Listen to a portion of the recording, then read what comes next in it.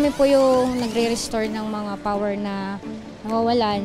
Katulad po pag may mga bagyo. Nakangakit po ng poste, nagre-retire, nag-i-install.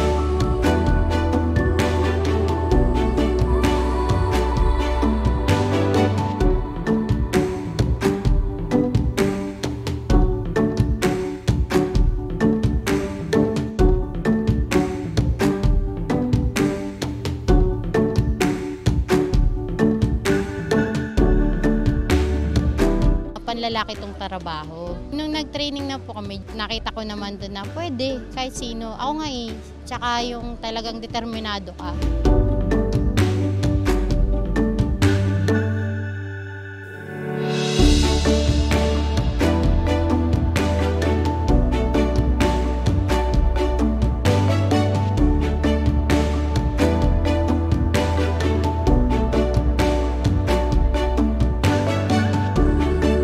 Napakadelikado po ng live wire kasi unang-una, hawak pa lang ma'am pwede nang mamatay.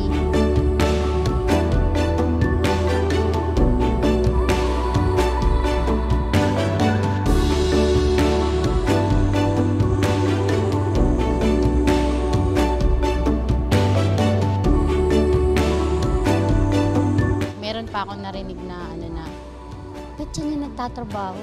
Parang walang-wala na ba, parang gano'n. Pero sagot ko naman po, hindi, para sa pamilya ko po ito eh. Tsaka ito yung nagbigay sa akin ng malaking opportunity na nakapagpabago ng buhay ko.